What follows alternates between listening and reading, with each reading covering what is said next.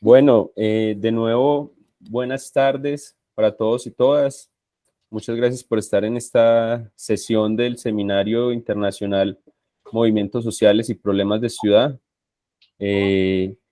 Recordamos que se trata de nuestro segundo año de actividades y en el día de hoy tenemos la presencia de Luis Felipe Marín Guzmán, que es egresado de la maestría en Historia de la Universidad Tecnológica de Pereira y que nos va a compartir su charla o conferencia, La lucha obrera y capital imperialista en el municipio de Dos Quebradas, Risaralda, Colombia, trayectorias de organización y trabajo sindical de la fábrica de comestibles La Rosa Nestlé. Esta sesión, el profesor y doctor Sergio Arturo Sánchez Parra nos va a colaborar moderando, gestionando los tiempos y orientándonos en la discusión. Entonces, le quedamos con usted, profesor Sergio. Bueno, antes que nada, buenas tardes a todos. Agradecer a los responsables del seminario, en particular a quienes hoy coordinan esta segunda edición, entre ellos el hoy festejado doctor Ernesto Sánchez Sánchez. Una fuerte felicitación. Aparte, presumo es un honor que sea mi compadre. Disculpen la disgregación, pero bueno, estamos en esta sesión con el maestro Felipe Marín Guzmán, quien yo tuve el gusto de conocerlo el año pasado ahí en un aula de la maestría de la UTP, y que expuso las grandes líneas de su trabajo, y que confieso aquí, yo posteriormente hice algunos comentarios con John Jaime de que tenía rato que yo no leía textos de esta calidad, pero también y lo digo con todo el debido respeto, de la militancia y la postura francamente marxista del análisis que Luis Felipe plantea sobre su tesis, que finalmente yo fui parte del jurado de la misma. O sea, me llamó mucho la atención que sigue habiendo, afortunadamente, historiadores que reivindican las posturas teórico-metodológicas del sabio de Treveris. Y sin más preámbulo, Luis Felipe Marín Guzmán es activista del Movimiento por la Defensa de los Derechos del Pueblo, MODEP, historiador y magíster en historia. Ha investigado sobre la historia del movimiento sindical y de la protesta urbana en la segunda mitad del siglo XX. Hace parte del semillero de políticas, sociabilidades y representaciones históricas educativas de la Universidad Tecnológica de Pereira, asumo que es él o la SORGE. Y sin más preámbulo, Luis Felipe, pensemos que su disertación, no sé usted cómo la vea, de 40 minutos a 1 hora aproximadamente, para posteriormente abrir el espacio entre los asistentes al seminario, abrir el espacio para hacer, dejo en claro, hacer preguntas puntuales, precisas y concisas, y no hacer disertaciones de las preguntas para que sea el expositor el que responda y diga todo lo que Luis Felipe, me consta, sabe sobre lo que va a hablar. Adelante, sin más preámbulos, Luis Felipe. Bueno, profesor Sergio, a todos y todas quienes nos acompañan esta noche, pues muchas gracias por estar aquí en primer lugar, y por abrirme este espacio para presentar un trabajo que no es mi tesis de maestría, pero que está relacionada y pues que, como ya mencionaba el profesor Sergio, hace parte de un interés por la historia social y evidentemente por la historia de los movimientos sociales y específicamente por la historia del movimiento obrero, que es un gusto, una pasión que tengo desde que estaba en el pregrado. El trabajo que voy a presentar es un trabajo de elaboración reciente, un trabajo que elaboré para espero que me confirme si me están escuchando bien ahí. Es un... Sí. Listo, gracias. Sí. Es un trabajo que elaboré para digamos, en ocasión de la conmemoración de los 70 años de una organización sindical muy importante en la región del eje cafetero, que es el Sindicato de Trabajadores de la fábrica de Nestlé La Rosa en la ciudad de Dos Quebradas, una de las fábricas, digamos, lo más emblemáticas de todo eso que pudieron llamar fue el proceso de industrialización de Dos Quebradas, y que hizo conocer a Dos Quebradas durante un tiempo como el municipio pues industrial del departamento de Risaralda. En ese sentido voy a referirme específicamente a una dinámica que articula una lectura doble, ¿no? Y espero también que estén ahí como viendo las diapositivas que preparé para este espacio. Una dinámica doble en la medida en que voy a intentar, por un lado, referirme al proceso de formación y a las trayectorias empresariales, digamos, a los cambios en las dinámicas empresariales, las dinámicas de propiedad sobre la empresa, las transformaciones productivas más importantes que ha vivido la empresa, y paralelamente a ese proceso, la constitución y las trayectorias de la organización sindical, en el entendido que desde el punto de vista pues, de la corriente teórica a la cual yo adscribo, que es el marxismo, no hay capital sin trabajo, ni trabajo sin capital. Y bajo esa perspectiva, pues creo que es fundamental poder examinar de manera paralela esos dos asuntos. Entonces, es sobre esto que pretendo conversar. Obviamente, eso también está pues profundamente ligado al problema o a la cuestión de la ciudad, de la construcción urbana. Vamos a ver de qué manera también el sindicato influye en el ámbito urbano de la ciudad. Esto voy a tener oportunidad de exponerlo más ampliamente, de qué manera pues el sindicato va dejando marcas también, ¿no? en la ciudad, que son muy importantes. Entre esas, la fundación de un barrio gestionado por la organización sindical, el barrio El Progreso de Dos Quebradas, del que voy a hablar más adelante, pero también cómo va dejando y va poniendo sobre la mesa pues una serie de elementos importantes para la tradición política obrera en Dos Quebradas. Entonces voy a intentar como referirme a esos puntos, voy a intentar como moverme en estos 6 ejes fundamentalmente. Voy a exponer muy rápidamente cuáles fueron los objetivos de esta investigación que se convirtió en este pequeño librito, en este folletico que publicó la organización sindical en ocasión de su aniversario. Quiero decir que aunque evidentemente la mía es una historia comprometida, es una historia que toma partido, es una historia de parte, no es una historia oficial, o sea, no pretendo hacer aquí un canto apologético al sindicato. Evidentemente intento reconstruir una historia crítica en la que evidentemente, y esto soy pues siempre muy claro, tomo partido, ¿cierto? Esta es una historia que intenta ser militante, es una historia que intenta ser activista, pero que también intenta ser rigurosa, y eso pues es un elemento que en mi opinión es fundamental. Y bueno, habiendo mostrado los taches primero, como corresponde, voy a referirme como a estos 6 puntos, ¿no? Primero, pues, ¿cuáles fueron los objetivos de este trabajo? O sea, ¿qué objetivos perseguía con el trabajo? Segundo, voy a referirme a la fundación, tanto de la empresa como del sindicato. Primero viene la fundación de la empresa, luego la fundación del sindicato. Luego voy a hablar de las transformaciones que se viven más o menos al mismo tiempo en la empresa y en el sindicato, transformaciones que en la empresa son productivas, también son de propiedad sobre la empresa, y en el sindicato transformaciones discursivas, políticas, muy importantes.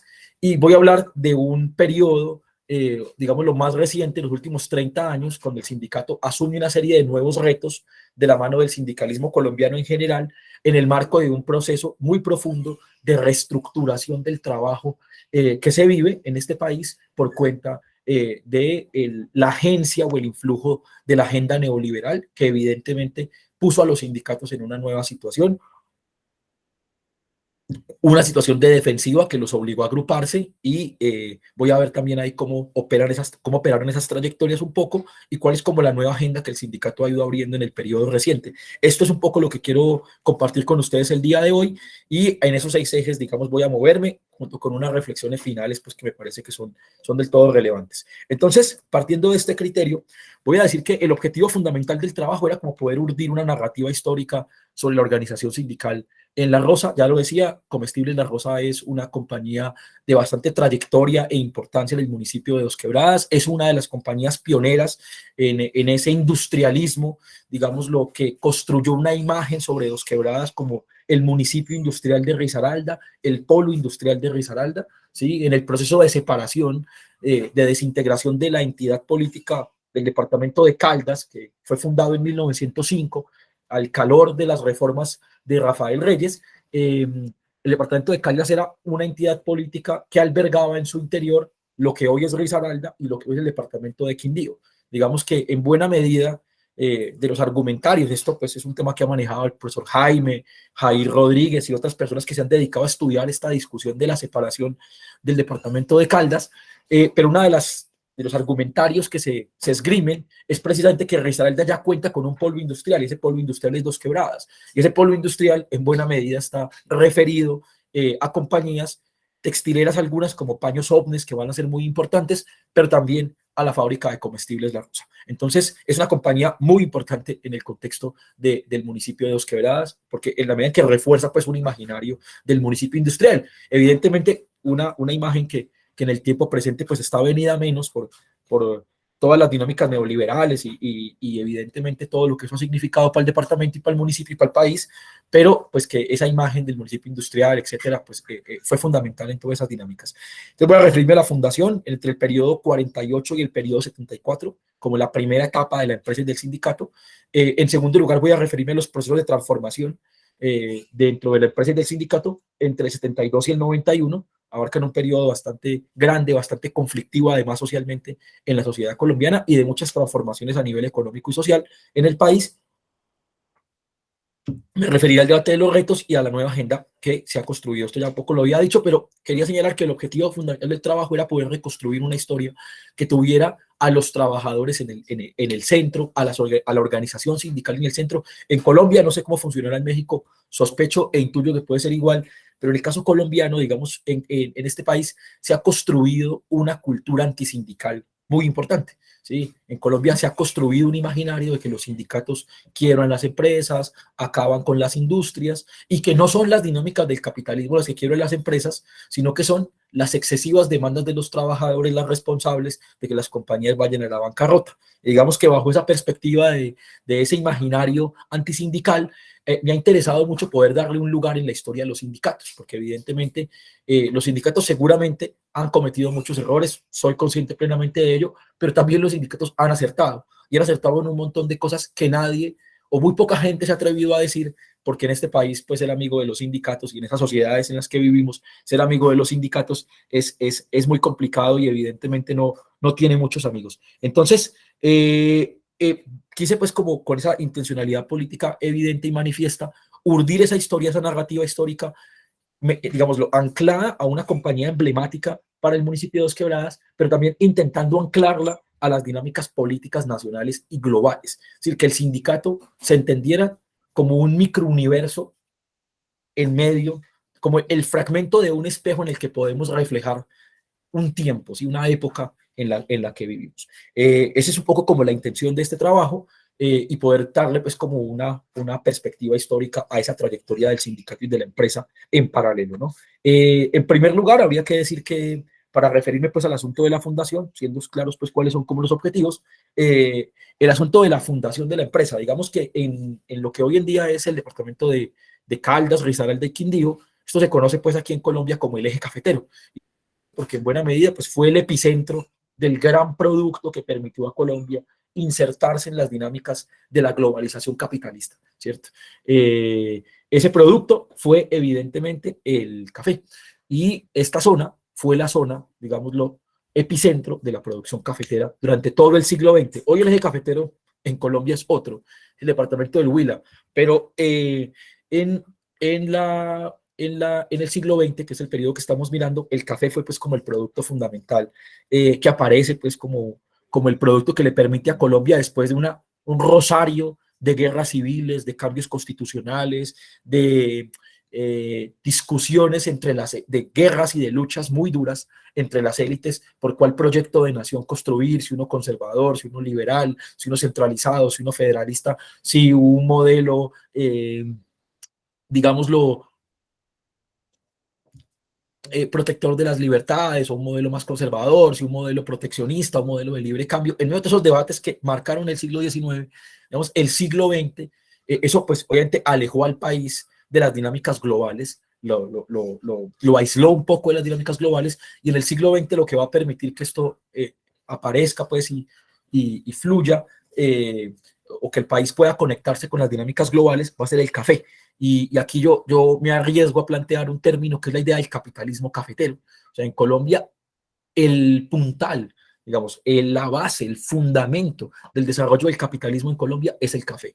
Y específicamente esto que yo denomino el capitalismo cafetero, porque el café no es solamente no es solamente un producto que se vende muy bien en el extranjero y que entre 1900 y 1930 va a ocupar más del 50, llegando hasta casi el 80% de la cuota de exportaciones del país en el extranjero. No me refiero únicamente a ese hecho. Y la mayoría de ese café se producía en esta región, ¿sí? De hecho, esta región se conecta a través de un sistema de transporte multimodal con las costas para exportar el café, un sistema multimodal que implica carreteras, que implica cables aéreos. El año pasado aquí los cables aéreos son como una especie de torres que aprovechan las pendientes de las montañas, como unas garrochas que a través de cables van llevando la carga del café desde las montañas hasta los valles, donde están los ríos, y en los ríos se embarcan en vapores y se suben hasta la costa, y de la costa se exportan. Era más o menos como funcionaba el circuito del café. Entonces, el café no era solamente un producto que se exportara muy bien y que trajera divisas al país, sino que generó todo un circuito de acumulación, toda una dinámica económica a su alrededor, que fue muy importante. Y por eso yo aquí en este trabajo de investigación arriesgo pues como esta expresión, como este planteamiento del capitalismo cafetero, entendida pues la importancia que tiene el café y que tiene la dinámica que genera el café en la construcción de relaciones sociales de tipo capitalista, que evidentemente en el siglo XIX se habían desarrollado a un nivel precario, realmente precario. Entonces, el capitalismo cafetero acelera un montón de dinámicas internas de construcción de mercado interno, efectivamente, desarrollo de infraestructura, claro, infraestructura orientada a la exportación, ¿cierto? Si uno ve las líneas de ferrocarril de Colombia, pues son líneas de ferrocarril todas verticalmente concebidas, desde el eje cafetero hacia afuera, ¿sí? Para poder sacar el café, etcétera.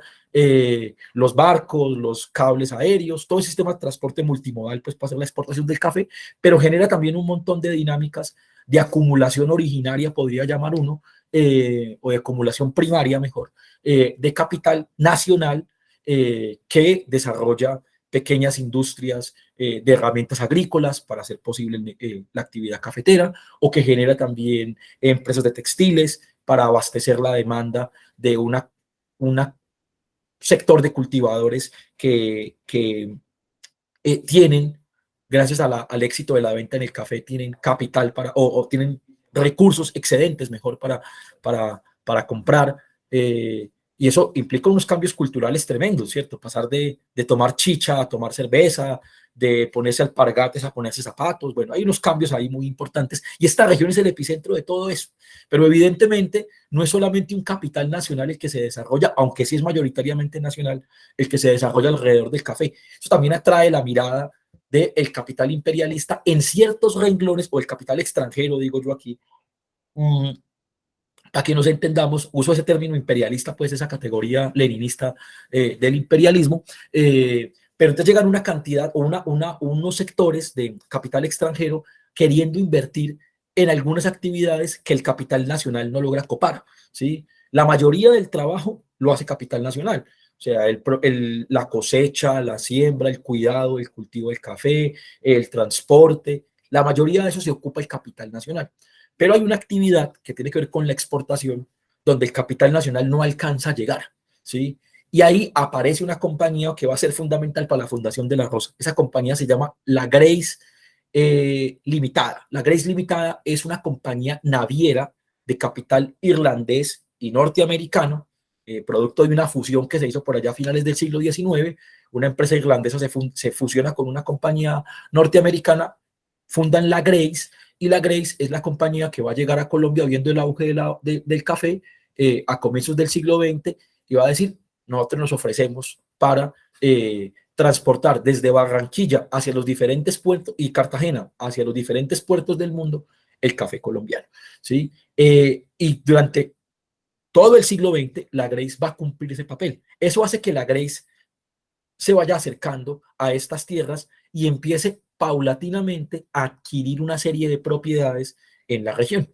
Fincas, fundamentalmente, y trilladoras de café. La mayoría de las trilladoras eran propiedad de nacionales, ¿sí? La mayoría de, como decía, la mayoría de actividades asociadas al café, pues tenían que ver fundamentalmente con el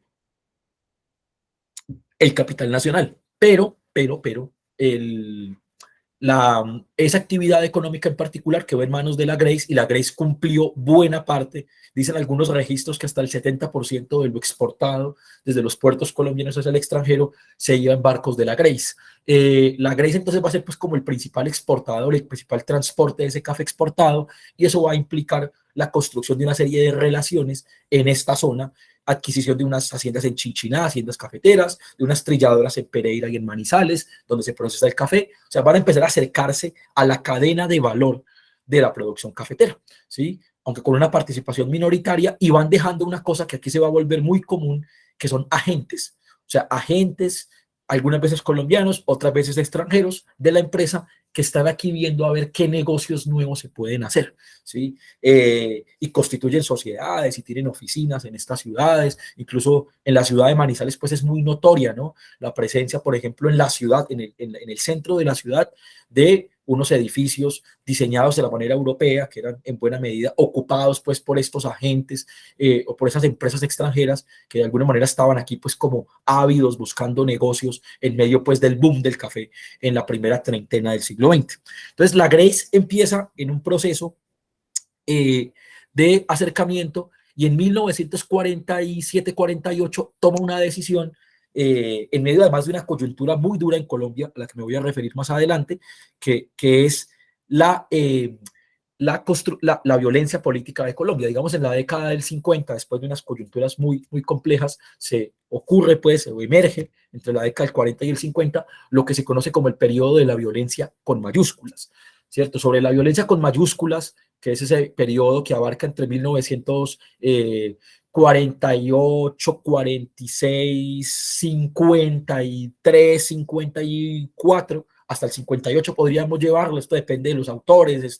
Sobre esto hay todo un campo de estudio hecho en Colombia, pues yo no pretendo aquí ir más lejos que eso, que se conoce como violentología. Hay gente pues orientada, dedicada pues de manera exclusiva a este asunto. Gonzalo Sánchez, Alfredo Molano, otros se han dedicado pues a contar las historias del horror. El mismo Erich Hobsbawm tiene unos textos, unos artículos sobre el proceso de la violencia en Colombia, que me parece que son interesantes revisar. Él visita el país en esa época, ¿no?, y caracteriza, entre otras cosas, dice que Colombia está viviendo una especie de situación revolucionaria en desarrollo. Eso es lo que dice más o menos Hobsbawm en sus artículos sobre cómo era la situación en Colombia. Y bueno, habla de los bandoleros, y todo su trabajo también sobre los bandidos primitivos tiene mucho de inspiración en las guerrillas de los 50. Y hay un libro pues que es clásico, que es el libro de Monseñor Guzmán y de Orlando Falsborda y de Eduardo Umaña Luna, sobre el proceso de la violencia en Colombia. Entonces, claro, esa es una dinámica política, sociopolítica muy compleja, que de hecho tiene una expresión muy importante precisamente en el epicentro de la producción cafetera. Y eso no es casualidad. Y aquí quiero pues también un poco como impugnar, ¿no?, contribuir a impugnar una narrativa, y es que en Colombia se ha construido pues entre unos sectores la perspectiva de que la violencia de los 50 entre liberales y conservadores, que no era únicamente entre liberales y conservadores,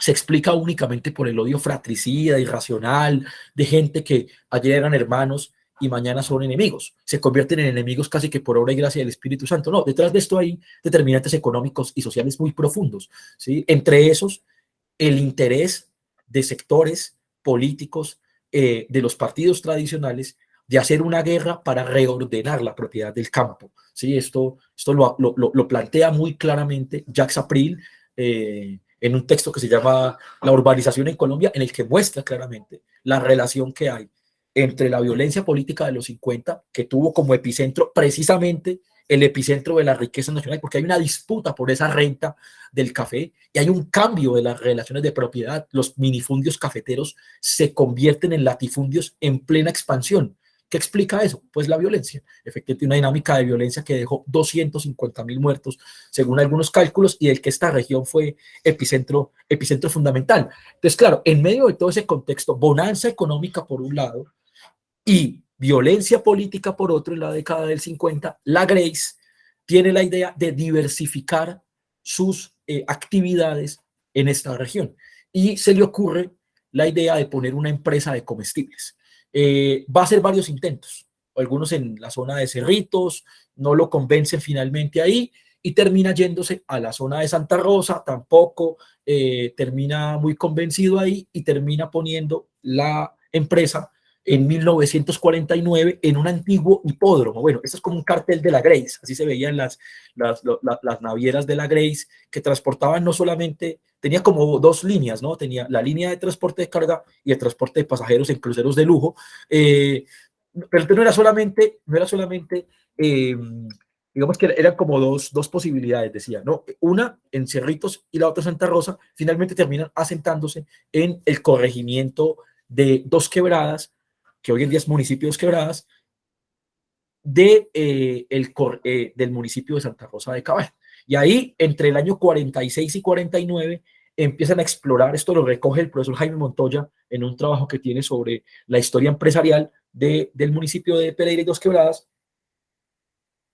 en el que él recoge este asunto que me parece que es interesante, y en un terreno que pertenecía a un hipódromo, que está aquí en esta foto que ustedes ven abajo, el hipódromo La Víbora, se construye la planta de la fábrica de comestibles La Rosa, que se va a llamar así porque una de las primeras máquinas que viene de Francia es la máquina Rose, que es una máquina para hacer dulcería, para hacer caramelos duros, y de ahí el nombre de la fábrica de comestibles La Rosa. En principio ellos inscriben la planta en el año, o inscriben legalmente pues el negocio en el año 49, que es precisamente el año en el que estamos pues en el cenit, ¿no?, de la violencia política en este departamento. Es tan cierto esto que estoy diciendo, ¿sí?, sobre la compañía Grace, que, bueno, ¿cuáles son como algunas motivaciones de la Grace para quedarse aquí y no quedarse en Pereira o no irse para otro lado?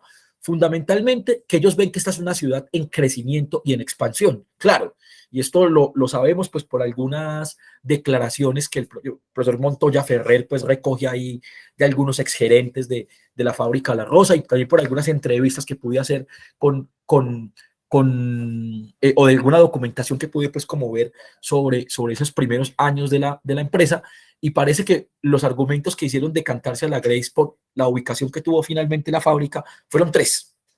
El primero, que había una dinámica, según ellos, muy favorable de migración a la ciudad, de urbanización, de crecimiento de la ciudad, que hacía que la fuerza de trabajo siempre estuviera disponible. Obviamente esto no es raro o no es una novedad si consideramos que efectivamente el conflicto en el campo, la violencia política que está teniendo lugar en el campo y que es en el fondo un proyecto de despojo de tierras a favor de las élites de los partidos tradicionales, pero que tiene enfrentados en el campo de batalla a liberales y a conservadores, está expulsando masivamente un mundo de gente a las ciudades. De hecho, Jacques April, este autor del que hablaba ahorita, que hablaba del proceso de urbanización en Colombia, decía, claro, en Colombia la violencia es la partera de la ciudad colombiana, ¿sí? O sea, la ciudad colombiana existe por la violencia. La forma en que se ha urbanizado Colombia tiene que ver o está directamente relacionado con una ciudad construida por un mundo de gente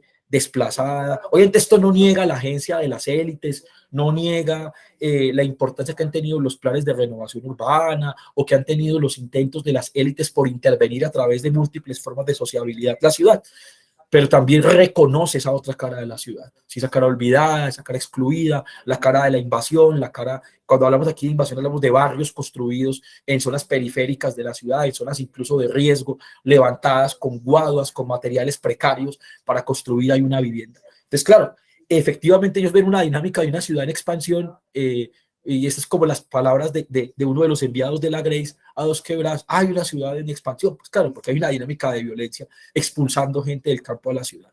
En segundo lugar, porque el municipio de Santa Rosa les ofrece una serie de incentivos tributarios para no pagar impuestos durante una serie de años buscando atraer inversión. Esa fue una medida bastante eficaz, porque no solamente llegó esta empresa, sino que llegaron otras, sobre todo textileras, como Paños Omnes, por ejemplo, que también se establecieron en Dos Quebradas. Y lo tercero, porque esa zona del hipódromo La Víbora de que hablamos ahorita, tenía acceso a un ramal del ferrocarril, que era bastante importante para el carga y descargue de materias primas y de productos transformados, que con esas tres condicionantes la Grace establece ahí en medio de un momento particularmente duro. Solamente para saber o para señalar como un punto que me parece interesante, unos meses antes de que la Grace inscribiera el documento oficial solicitando la creación jurídica, la vida jurídica de la empresa de comestibles La Rosa, aquí había estado nada más y nada menos que Jorge Eliezer Gaitán en una gira por el municipio de Manizales, Pereira y Armenia, lo que causó un verdadero terremoto político, que hay una caricatura del periódico La Patria que representa muy bien ese asunto. Gaitán, digamos, fue nuestro gran caudillo popular de la década de 1940, digamos, en esa onda pues de Perón, Getulio Vargas, el lazarismo mexicano, esta onda populista, ¿cierto? Muy indefinible en términos ideológicos, no es tan fácil encuadrarlo, pero bueno, digamos que al margen de esa discusión, Gaitán viene porque días antes habían asesinado a varios liberales en Pereira, y su visita, el solo hecho de su visita, hace que el gobernador del departamento de Caldas, que para ese momento sigue siendo un solo departamento, tenga que renunciar solo por el hecho de la visita de Gaitán. Gaitán dirige una multitud que se concentra en Pereira, otra en Armenia, otra en Manizales, rechazando el asesinato de los liberales, y pronuncia una oración, la famosa oración a los caídos, que es un discurso en el cementerio de Manizales bastante pues enardecido y fervoroso. Esto para decir o para mostrar que evidentemente esta no era una región ajena a la dinámica de la violencia, ni mucho menos era una región, digamos, en el mismo centro, ¿no?, de la violencia política que vivía el país. Y en ese contexto la Grace opta por Dos Quebradas y opta por construir la fábrica de comestibles La Rosa, y empieza operaciones en el año 49, se constituye en el año 48, empieza operaciones en el año 49 y empieza con una dinámica de producir primero caramelos y posteriormente va a diversificarse a galletería y a otras actividades. Digamos que es como la forma en la que nace la empresa, y me gustaba o me parecía importante como situar no solamente esa relación de propiedad que había ahí, sino además me interesaba mucho como poder contextualizar, ¿no?, dotar de contexto para dar sentido, ¿no?, al proceso de creación de la compañía de comestibles La Rosa, que se funda efectivamente en el año 40. Bueno, en esa dinámica, digamos, en principio los trabajadores, con una plantilla de 30 trabajadores, la mayoría de ellas mujeres, haciendo los diferentes oficios en turnos intermitentes. Empezaron siendo turnos de 6 horas, luego se extendieron a 8 horas, recogían gente fundamentalmente de la misma zona, ¿sí?, sobre todo mujeres, ya lo decía, y posteriormente la empresa va complejizándose en la medida en que los caramelos estos van teniendo, digamos, como un nivel de aceptación en el mercado, y la empresa decide diversificarse trayendo hornos de galletería, y esos hornos de galletería van a implicar la contratación de nuevo personal, y en el año 51-52 la plantilla de obreros ya alcanza más o menos unos 150 trabajadores, y en el año 52 un trabajador de la compañía que había participado, de apellido Vargas, había participado en una organización que en Colombia fue emblemática, que se llamaba el Partido Socialista Revolucionario, que había construido durante 4 años muy breves de su existencia en Pereira, había construido un sindicato de oficios varios. Empezó en la idea de construir una organización sindical, claro, en un contexto además de mucha violencia.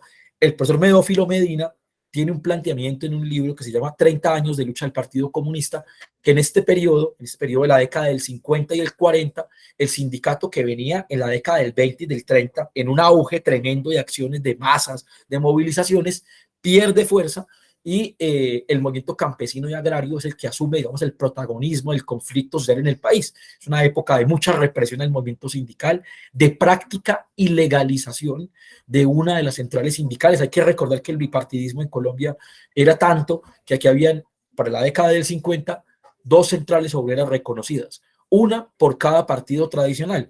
De ahí que sea tan falaz esa idea de que en Colombia los sindicatos los han dirigido las izquierdas. En Colombia los sindicatos los han dirigido fundamentalmente las derechas. La Unión de Trabajadores de Colombia, UTC, dirigida por el Partido Conservador, y la Central de Trabajadores de Colombia, CTC, dirigida por el Partido Liberal. En el año 52, entonces, después de algunos esfuerzos y reuniones de coordinaciones casi que en secreto, previas, se constituye una asamblea para empezar la ritualidad que implicaba la creación de un sindicato, que en esa época era bastante compleja.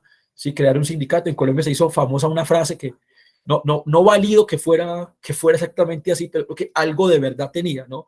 Y es que en Colombia hubo periodos en que fue más fácil armar una guerrilla que un sindicato. Esto, pues obviamente que no se entienda como un guiño de simpatía a la lucha armada, pero sí que se entienda como, o que sí da cuenta, creo yo, del ambiente de cerrazón política tan profunda y de miedo a las organizaciones sindicales que había en este país. Bueno, entonces, en todo caso, en el año 52 se hace esa asamblea, en septiembre 3 se pasa la solicitud de inscripción, y el 20 de septiembre, después de algunos documentos que se devuelven por temas de forma, porque hay firmas que no se ven, pues temas así de esa naturaleza, se expide la resolución 462 del 20 de septiembre que constituye y forma un sindicato.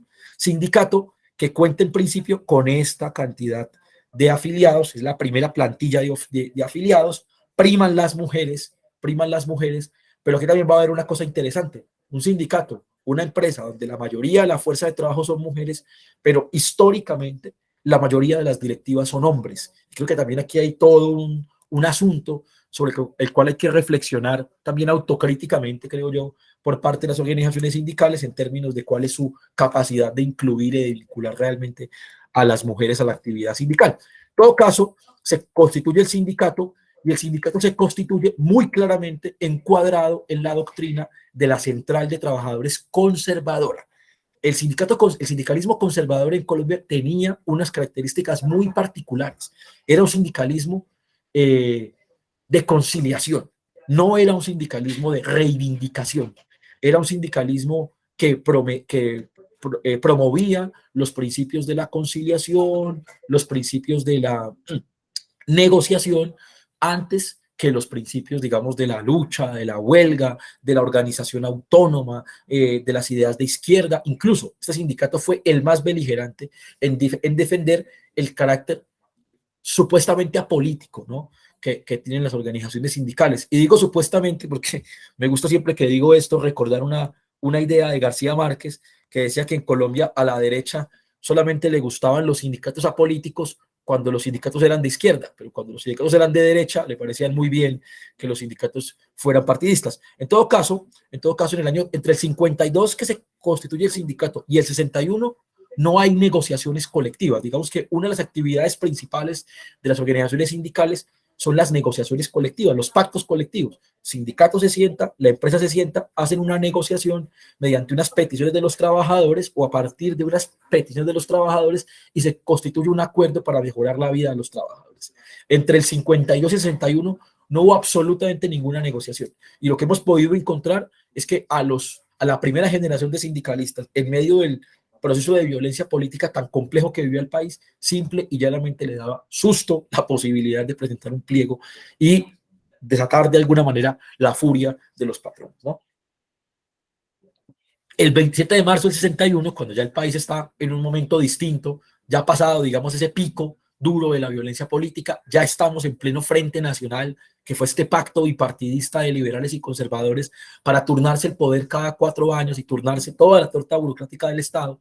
Se negocia el primer pliego de peticiones. Ese primer pliego de peticiones tiene un carácter marcadamente económico, ¿sí?, que es otra de las características fundamentales del sindicalismo conservador, de la Unión de Trabajadores de Colombia, a la cual pertenecía pues el Sindicato de la Rosa, que se constituye con el nombre de Sindicato de Trabajadores de la Fábrica de Comestibles La Rosa, Sintra La Rosa. Ese es el nombre que tiene el sindicato en principio. Es un sindicato de base. En Colombia, me imagino que como en México y en todas partes, hay sindicatos de diferentes grados. Un sindicato de empresa, un sindicato o sea, que agrupa a los trabajadores solamente esa empresa, sindicatos de industria, que agrupan a sindicatos de diferentes empresas, pero de una misma rama de la producción. Por ejemplo, el sindicato de profesores universitarios, bueno, eso sería un sindicato de industria, entre comillas. y los sindicatos o las federaciones sindicales que agrupan sindicatos de base y de industria. En el caso del sindicato de La Rosa, era un sindicato de base en una empresa específica, y ese sindicato de base, Sintra La Rosa, se adscribió pues a la UTC, a la Central Conservadora, y digamos que el único rasgo de existencia del sindicato era que cada 2 años en promedio se firmaba la convención colectiva de trabajo. Los trabajadores de la época recuerdan que la forma en que se anunciaba el inicio del conflicto colectivo, del conflicto laboral, era, bueno, vamos a tener unas conversaciones, patrones, con el sindicato para mejorar la vida de ustedes, y listo, eso era todo. El sindicato no tenía ningún otro rasgo visible de actividad que no fuera las negociaciones. Incluso las negociaciones coincidían con el periodo de fin de año, cada 2 años, cada bienio, y el sindicato y los patrones presentaban el convenio colectivo logrado como el regalo, como el aguinaldo, ¿sí?, navideño, que la empresa le daba a sus trabajadores, pues con su buena voluntad y con su buena fe, ¿no? Los documentos que uno puede ver de esa época de las negociaciones son los trabajadores, pues producto de estas ideas de sindicalismo conservador, dándole casi las gracias, pues, encarecidamente a los patronos, pues, por su buena voluntad en la negociación, reconociendo, pues, que la empresa siempre estuvo dispuesta a acceder a las peticiones de los trabajadores y a escucharlos, y que con lo que no se podía negociar, pues que eso simplemente era para después, pero que eso era todo. En todo caso, la negociación colectiva es pues como el único ámbito de actuación del sindicato hasta 1974. Pasan muchos años en que el sindicato solamente se preocupa por negociar colectivamente, obtiene algunos beneficios económicos que no son de poca monta, que son muy importantes. Yo destaco fundamentalmente 2 que me parece que son muy relevantes, son de una reivindicación muy profunda para los trabajadores de La Rosa. Uno es los auxilios en el comedor. La empresa tiene turnos para mantener los hornos prendidos de la galletería 24 horas, tiene en el día, tiene 4 turnos de 8 horas cada uno, y en los diferentes turnos tiene que entregar desayunos, almuerzos, comidas, y al principio esos desayunos, almuerzos y comidas se los cobran a los trabajadores. El sindicato va logrando, mediante la negociación colectiva, va logrando de alguna manera disminuir esos costos de los almuerzos, de los refrigerios, incluso en algunos casos logrando que la empresa cubra la totalidad de los almuerzos, y se va viendo pues como un eje de reivindicación que es muy relevante advertir en este primer periodo de negociaciones. Y un segundo elemento que me parece que es muy importante ahí es la constitución de un fondo de vivienda. La empresa constituye, a partir de sus ganancias cada año, un porcentaje y los destina a construir un fondo de vivienda para prestar a tasas de interés diferenciadas de las del mercado financiero, digamos, para proveer soluciones de vivienda a los trabajadores, cobrando un porcentaje muy bajo de interés. Entonces, esas 2 conquistas me gustaría destacarlas entre el universo de conquistas pues, que hay ahí de tipo económico, pero hay poco de desarrollo político, digámoslo, para el sindicato en ese periodo. ¿A qué me refiero? Pocos o ningún espacio de formación de los trabajadores. Hay una directiva que maneja pues todo el asunto sindical económico, pero que se preocupa muy poco de movilizar a la base, de reunirla, de discutir sobre los asuntos de la política del país o de los asuntos de la empresa. Hay una presentación ritualizada de un pliego cada 2 años, la elección de una junta directiva, y lo que nos deja ver los documentos del sindicato en ese periodo es exclusivamente esa actividad mecánica, digamos, ¿no? Bueno, hay un tercer elemento que no mencioné que me parece relevante, y fue la constitución de la casa del sindicato, ¿sí? Una casa del sindicato que se constituye como producto de una negociación colectiva, y me parece particular esta foto, la extraje del archivo sindical en la inauguración de la casa, para que se vea pues el impacto que tenía la iglesia en este proceso y el partido conservador. De hecho, el asesor de la central sindical era un cura el padre Andrade, y la inauguración pues son los dirigentes sindicales, el patrón y los trabajadores que en santa alianza concurren pues a poner la primera piedra de la sede sindical en una misa, ¿no? Evidentemente es un sindicalismo de conciliación, y es un sindicalismo que, producto de toda la narrativa del Partido Conservador, dice: los trabajadores no únicamente deben ser trabajadores, deben ser emprendedores, y el sindicato, fiel a esa línea de la UTC, pone un negocio de droguería la droguería Libertad, que quedaba ubicado en el Parque de la Libertad de Pereira, con fondos del sindicato. El sindicato pone, financia y auspicia una droguería que después se va a convertir en un problema interno por un montón de denuncias de corrupción y de otros asuntos que se van a establecer pues ahí a partir de la actuación de esa droguería. Pero claro, entonces quiero marcar con esto los contornos de un sindicalismo que no estoy juzgando en términos ni positivos ni negativos, sino que estoy diciendo es un sindicalismo que tiene unas particularidades. El sindicalismo conservador, un sindicalismo que promueve o pone en primer lugar la conciliación, que defiende abiertamente que que el sindicalismo es apolítico, que al sindicalismo no le deben interesar las ideas políticas y que no le deben interesar las perspectivas revolucionarias ni nada de esas cosas, y defiende la idea de un sindicalismo emprendedor y que se centre exclusivamente en la reivindicación y en la mejora económica, digamos, de la vida de los trabajadores mediante la actualización de salarios o mediante la actualización de puntos económicos muy específicos para los trabajadores.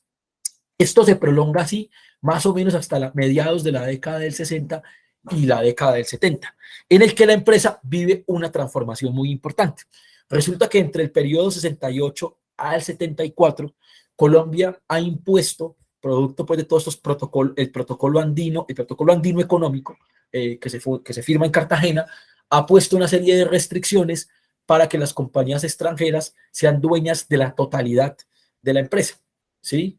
Y en el año 68, la Grace vende un pedazo de la empresa a unos jugadores nacionales, a unas empresas nacionales, entre esos algunos cafeteros, como el Fondo Cafetero, y intenta de esa manera como escamotear pues como ese proceso de reglamentación que se venía haciendo y de limitación de la propiedad extranjera en el territorio colombiano. Se fue, digamos, casi como el auge del proteccionismo cepalino en Colombia, el gobierno de Carlos Lleras, etcétera, y finalmente, el año 74, la venta se hace completamente. Además, aquí hay un proceso que hay que decir.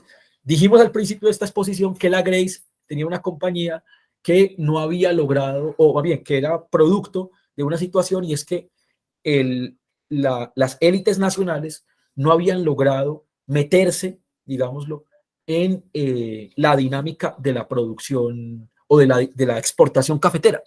En la década del 50, del 60 y del 70 ya se está viendo, digamos, un grupo cafetero mucho más grande, fortalecido, y que ha logrado construir una cosa que se llamó la Flota Mercante Gran Colombiana, que era precisamente una flota que se dedicaba a exportar en buena medida la producción del café. Así que la Grace hace un proceso de reorganización, primero vende la mitad de las acciones, también teniendo en cuenta la reglamentación de la que les contaba ahorita del plan andino, y posteriormente vende la totalidad de las acciones y la empresa queda miti-miti en manos de un jugador extranjero y un jugador nacional. Ese jugador extranjero es nada más y nada menos que la multinacional Nestlé Borden. Nestlé ya tenía unas operaciones desplegadas en Colombia muy importantes en zonas de Caquetá y zonas de la costa norte colombiana, sobre todo alrededor de la leche, ¿sí? Y compra la mitad de la compañía de comestibles La Rosa. En ese sentido, otros jugadores también entran pues ahí, la empresa Colseguros, la Federación Nacional de Cafeteros entra con un porcentaje, el Grupo Manuelita, y esto impulsa una transformación empresarial que es interesante porque de la mano de esa transformación empresarial llega una transformación en el sindicato que me parece que es muy relevante reseñar, y es una transformación en el sentido de que la empresa Nestlé ya tiene satélites en otros lugares del país y le interesa centrar. La compañía producía un montón de cosas para ese momento, ¿sí? Producía caramelos blandos, caramelos duros, galletas, conservas California, se manufacturaban aquí, jugos, o sea, una cantidad de productos que la Grace mercadeaba de manera pues muy, muy económica en sus barcos a nivel internacional. Pero la Nestlé, cuando llega como socio mayoritario, como socio muy importante, porque esto queda como una relación de propiedad así, ¿no? Los nacionales a un lado con el 50%, o sea, Colseguros, Manuelita y la Federación de Cafeteros son el 49%, y Nestlé queda con el 51%. Entonces, claro, queda de esa manera la relación, y Nestlé subordina a la empresa a su interés como empresa monopólica extranjera, de que la empresa de la comestible La Rosa solo produzca galletas, ese es el centro.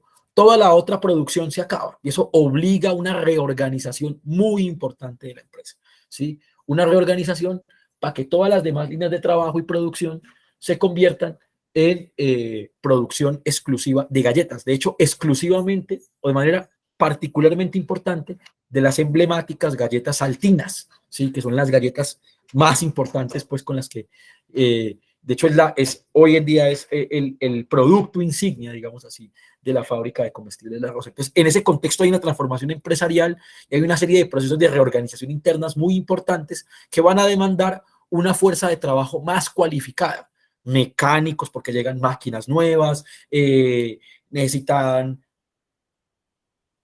hojalateros para fabricar los envases en los que se envasan las galletas. O sea, hay una transformación productiva que implica contratar más trabajadores para producir galletas, pero también mano de obra más especializada. Y recurren a los colegios INEM y técnico superior, que en Pereira y en Dos Quebradas son colegios pues como muy conocidos porque en la década del 70, en el gobierno de Misael Pastrana, se puso pues en marcha toda esta idea de la formación técnica secundaria y se buscaban pues ahí técnicos encargados de producir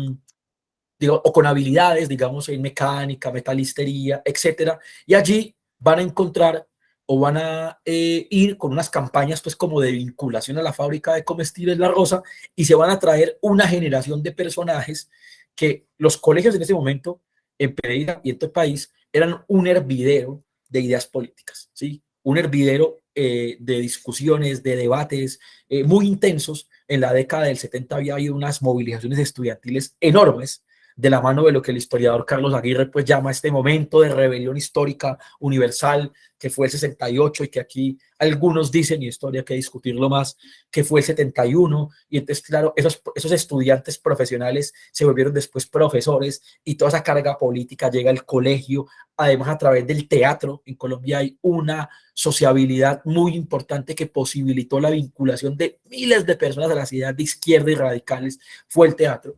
Y entonces en ese contexto, de hecho aquí hubo un teatro, un famoso festival de teatro de universitario de Manizales, donde vino Pablo Neruda, vino Ernesto Sábato, personalidades pues asociadas al mundo de las izquierdas, y visitaron este lugar aquí, venía el teatro de China y toda esa vaina. Entonces, claro, era un contexto, digámoslo, bastante agitado y la empresa buscando fuerza de trabajo cualificada va a los colegios y lo que vincula son un montón de chinos que de alguna forma ya vienen radicalizados y llegan a la empresa y transforman radicalmente el sindicato y rompen con esa dinámica de un sindicalismo conservador, de conciliación. Y aquí pongo dos ejemplos, ¿no? Uno, el ejemplo de Gilberto Cadavid. Esta es la ficha de ingreso al sindicato de Gilberto Cadavid en 1970, y otro, que es además muy interesante, que es el caso de Roberto Gálvez Montealegre. Roberto Gálvez Montealegre se va a volver después, con el paso de los años, en esta idea de que la política es dinámica, se va a volver gobernador del departamento de Risaralda y hoy en día es un conocido empresario, dueño de la empresa, una empresa muy emblemática de Pereira, una de las empresas más ricas de la ciudad, que se llama Buscar, que es diseñadora de carrocerías, ¿no? Entonces, este señor Gilberto Cadavid fue una de las cabezas de ese cambio, una transformación interna en el sindicato que ocurre en buena medida debido y en paralelo, podríamos decir como en esas dos velocidades, a la transformación que estaba viviendo la empresa de comestibles La Rosa por cuenta de la nueva propiedad de la fábrica de Nestlé, que ya tenía ubicadas en Colombia dos grandes plantas, ¿no? La planta, tres grandes plantas, ¿no? La planta de Buga la Grande, dedicada a todo esto de compactados, caldos Maggi, sopas instantáneas, etcétera. La planta de Caquetá, de Flores de Caquetá, encargada de recolección de leche y condensación de leche, y la planta del Cesar, también encargada del tema lechero. Entonces hacen una cuarta adquisición y se meten duro con el tema de galletería y confitería aquí en Comestibles La Rosa, aunque eso les implica dejar a un lado la diversificación pues de la diversidad de productos de la compañía. Y claro, hacen una demanda de fuerza de trabajo en la que llega pues un montón de chinos que ya vienen en un ambiente bastante radicalizado y que llegan a impugnar, ¿sí? A impugnar la manera en que se construía ese sindicalismo conservador, ¿sí? El sindicalismo conservador, y lo impugnan, pues ya, por lo que ya decía, ¿no? Hay un ambiente general de rebelión, en el país y en el mundo. La década del 70 es una década supremamente conflictiva en Colombia. La OIT hace un cálculo de que el año 75 fue el año con más huelgas en este país en toda la segunda mitad del siglo XX. O sea, fue el pico entre todos los del año 50 al año 2000. Hay también una perspectiva de radicalización de las organizaciones sindicales. Esto es una cosa en la que me parece importante detenerme, porque ya había explicado que en Colombia había dos grandes centrales sindicales, la central conservadora y la central liberal, pero en los 60 arranca a aparecer una nueva izquierda, ¿sí? En la que está el Partido Comunista y otras organizaciones que empiezan a aparecer y empiezan a decir: en los sindicatos de los partidos tradicionales no tenemos opción de hacer política de izquierda.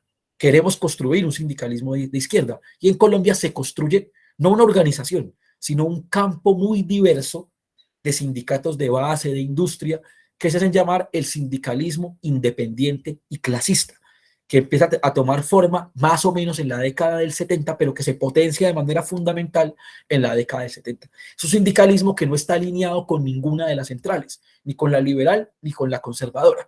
Algunos censos sindicales le llaman sindicalismo no confederado, pero la mayoría son sindicatos influidos por la diversidad de organizaciones de izquierda de todas las orientaciones que se tejen, digámoslo, en el país, ¿no? Organizaciones trotskistas, maoístas, guevaristas, organizaciones armadas, otras no, etcétera, influyen de diferentes maneras en el sindicalismo, y todo eso se llama el sindicalismo independiente y clasista, que tiene unos principios muy específicos, ¿no? Primero, es un sindicalismo independiente de los patrones. Es un sindicalismo de agitación, de huelga, de confrontación, de lucha, muy distinto del sindicalismo de concertación, de diálogo y de negociación colectiva puramente económica que tenía el sindicalismo conservador. De hecho, hay una cosa que me parece que es interesante para mostrar el grado de politización del sindicalismo independiente, que es lo que llaman los 5 antis, ¿no? Que eran como 5 principios que defendía el sindicalismo independiente, que si mal no recuerdo era antiimperialista, antielectorero, antiburocrático, antirreformista y antipatronal, ¿no? Los 5 antis, que eran como los principios fundamentales de esa corriente. Y estos jóvenes que llegan a la empresa de comestibles La Rosa conectan con esa corriente del sindicalismo independiente e impulsan un debate interno muy duro, aunque muy respetuoso, según uno puede ver en las actas y en los testimonios de los compañeros, muy duro, pero muy respetuoso, en el sentido de que al sindicato de la empresa hay que desafiliarlo del sindicato conservador, de la central conservadora, y adscribirlo a la corriente del sindicalismo independiente y clasista, lo que efectivamente ocurre en 1976, en el que el sindicato deja atrás la relación con el sindicalismo conservador y abraza definitivamente el sindicalismo de izquierda, el sindicalismo independiente, en un proceso de transformación en el que algunas personas terminan renunciando al sindicato, ¿sí? Otras, o la mayoría, pues evidentemente se quedan, adscriben o adhieren a la orientación de las nuevas juntas directivas que llegan a la dirección de la organización sindical, entre estos personajes que ya decía aquí ahorita: Gilberto Cadavid, Roberto Gabriel Montealegre, Juan Botero, Victoria García, Miriam Cardona, Augusto Ramírez, todos ellos trabajadores que tuvimos la oportunidad de entrevistar para este trabajo, y llegan con ellos nuevas ideas políticas al sindicato. Aparecen los cursos de formación sindical, aparecen otras formas de hacer sindicalismo dentro de la empresa, ¿sí? Aparecen los mítines, aparecen las amenazas o de prehuelga, las movilizaciones o las marchas dentro de la fábrica, cosas que antes no existían.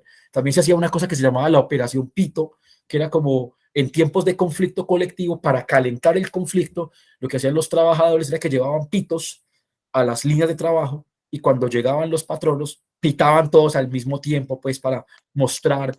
Otra cosa que me pareció interesante, de hecho, en la primera diapositiva creo que aparece, y es que los trabajadores, los uniformes que le daba la empresa, los marcaban, ¿no? Con logos del sindicato. Bueno, era todo este asunto, ¿no? De un sindicato mucho más confrontacional y en una estricta relación con las organizaciones populares. O sea, el sindicato ya no es solamente una vaina a mejorar la vida económica de la gente, sino que es un proyecto de cambio social, y en ese sentido tiene que estar en estricta relación con las organizaciones populares. Y aquí aparece una cosa muy importante, y es la relación con lo que se llamó, digamos, como 3 cosas que me parece que son destacables en este aspecto específicamente.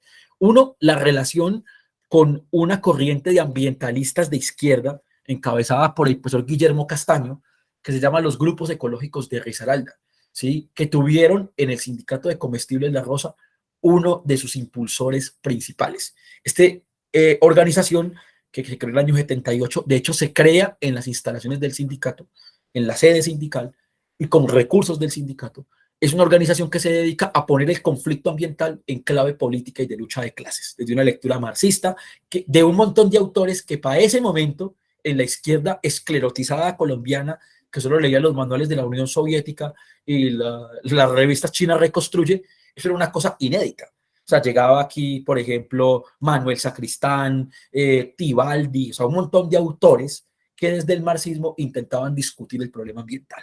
Y entonces esto se va a volver pues un espacio, la sede sindical, un espacio de alianza con otro montón de movimientos sociales, y me gustaría destacar por la significación que tuvo en esta región los grupos ecológicos de Risaralda y todo lo que se agrupó bajo la categoría de ambientalismo popular, ¿sí? Que defendía que el ambientalismo era mucho más, ¿sí? Que no tirar basuras a la calle o digamos, cuidar los bosques y el agua, ¿no? Que defendía una perspectiva, digamos, mucho más comprometida y que hizo un trabajo enorme en las zonas rurales de Pereira y Dos Quebradas, ¿no? En la Quebrada de Frailes, en la Suiza, en la zona de La Pastora, de toda la cuenca del río Tun, y que tuvo una fuerte y sólida relación con el sindicato de trabajadores de La Rosa. Un segundo elemento es que el sindicato empieza a caminarle duro a la solidaridad con otros sindicatos en conflicto. Aquí, por ejemplo, hay una fotografía que muestra el acompañamiento de los trabajadores de la fábrica de comestibles La Rosa, a veces donando días de salario, a veces concurriendo directamente a las invitaciones de los trabajadores para movilizarse en lo que se llamaron comités intersindicales. Todo ese sindicalismo independiente se empieza a agrupar y el sindicato de La Rosa tuvo un papel muy importante ahí, sobre todo en el contexto de Dos Quebradas.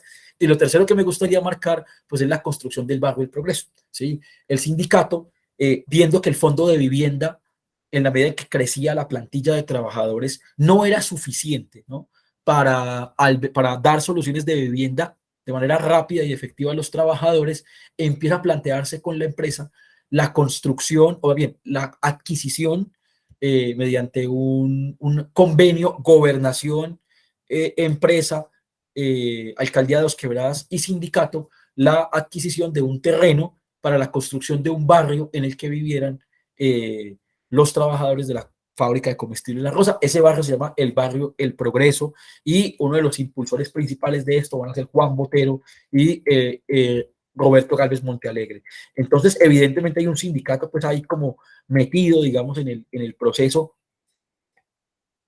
ya no solamente en la lucha sindical exclusivamente, digámoslo, económica, sino también de una lucha política y de ciudad mucho más clara, ¿no? Incluso más adelante el sindicato va a participar en la conformación de ligas de usuarios de servicios públicos. Casi que el sindicato se va a volver un epicentro pues de los liderazgos comunitarios, sociales y populares. Muchos testimonios de los trabajadores de la época y de otros líderes sociales y comunitarios, digamos que señalaban que básicamente el sindicato, la casa sindical, se volvió pues como una especie de epicentro en el que la gente prestaba la casa para hacer reuniones o para diferentes actividades, ¿no? Del desarrollo pues de esas luchas. La actividad sindical coge pues con otro vuelo dentro de la organización, se arman grandes cursos de formación sindical, se busca vincular a la base al proceso de armar el pliego, de la negociación, que se sienta el conflicto obrero-patronal. Hay una dinámica de tensar la cuerda para adquirir mejores reivindicaciones. Se le da mucho peso a la dimensión política de los pliegos de peticiones. Lo que encontramos en los documentos es que el tema económico se estanca, pero lo político adquiere un nivel importantísimo. La participación obrera en las juntas donde se decide los almuerzos del casino, o sea, que haya participación obrera, que haya participación obrera en las juntas donde se decide la dotación, que haya participación obrera en los que se llaman comités de convivencia laboral, algo parecido a esa figura, digamos, no lo mismo, pero algo parecido como para tramitar quejas, los comités de reclamos que llaman. La participación obrera vinculante y muy importante en los comités de turnos para garantizar que a los trabajadores se les paguen los turnos dominicales recargados. O sea, claro, hay todo un despliegue del papel del sindicato en la administración de la empresa bajo esta otra orientación, digamos, lo más cercana a las teorías revolucionarias y de la izquierda que ocurre pues en este momento.